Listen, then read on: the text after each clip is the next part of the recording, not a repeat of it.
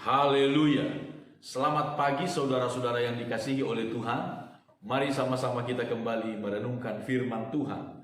Di dalam kitab Roma pasal yang ke-8 ayat 11, saudara-saudara, firman Tuhan berkata, "Dan jika roh Dia yang telah membangkitkan Yesus dari antara orang mati diam di dalam kamu, maka Ia yang telah membangkitkan Kristus Yesus dari antara orang mati akan menghidupkan juga tubuhmu yang fana itu oleh rohnya yang diam di dalam kamu." Saudara-saudara yang dikasihi oleh Tuhan, Yesus berkata bahwa rohlah yang memberi hidup, daging sama sekali tidak berguna. Dan firman Tuhan berkata kepada kita pagi hari ini, jikalau roh Dia yang telah membangkitkan Yesus dari antara orang mati diam di dalam kamu, maka Ia yang telah membangkitkan Kristus Yesus dari antara orang mati akan menghidupkan juga tubuhmu yang fana itu. Saudara-saudara yang dikasihi oleh Tuhan, ayat ini berbicara dua hal. Dua hal bagi orang percaya. Yang pertama, kebangkitan di sini adalah kebangkitan dari antara orang mati.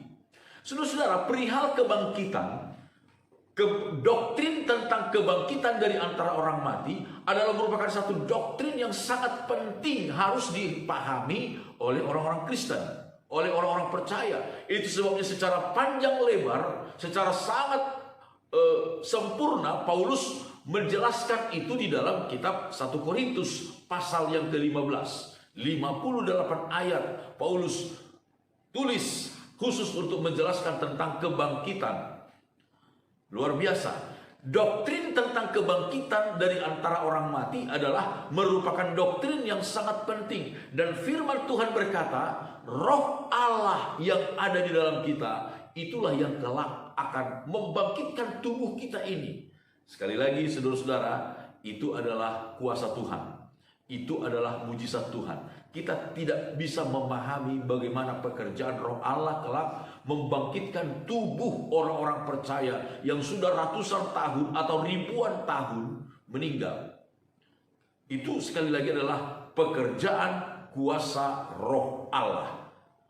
Tetapi itulah yang kita imani dalam Alkitab. Satu waktu kelak, saudara-saudara, akan ada kebangkitan. Akan ada kebangkitan dari antara orang mati bagi orang-orang yang percaya kepada Tuhan. Saudara-saudara, hasrat yang terbesar dari Paulus adalah dia ingin dibangkitkan dari antara orang mati.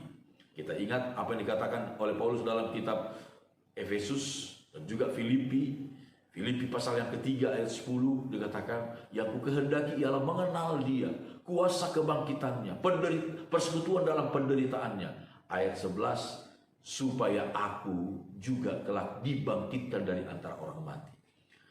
Jadi yang pertama, ayat ini berbicara tentang kebangkitan kita kelak ketika Tuhan datang, ketika Yesus datang. Kebangkitan dari antara orang mati terjadi jikalau kita dipenuhi oleh roh Allah, memiliki roh Allah. Roh Allah diam di dalam kita. Yang kedua adalah ayat ini berbicara tentang kehidupan kita yang terus-menerus diperbaharui oleh Roh Kudus. Kehidupan orang percaya yang terus-menerus diperbaharui oleh Roh Kudus untuk mematikan segala keinginan-keinginan daging kita. Saudara, kita benar-benar sadar dengan kekuatan kita sendiri, kita tidak akan mungkin melawan keinginan-keinginan daging kita. Karena kita sendiri berada dalam lingkup penguasaan daging, sifat-sifat daging.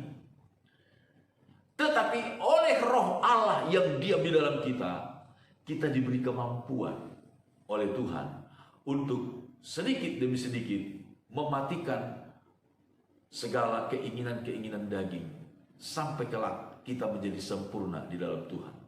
Saudara, kalau kita hari-hari ini menyadari begitu banyak kelemahan-kelemahan kita, ketidaksanggupan kita untuk mentaati seluruh firman Tuhan, disitulah saatnya kita berdoa, kiranya Roh Kudus memenuhi hidup kita, saudara. Roh Kudus menolong kita, memampukan kita, sehingga kita bukan dengan kekuatan kita sendiri, saudara-saudara, tetapi dengan kekuatan yang dari Roh Kudus, kita dapat tunduk kepada firman Tuhan ini, hidup sesuai dengan kehendak Tuhan bagi kita. Amin. Tuhan Yesus menolong dan memberkati kita semuanya.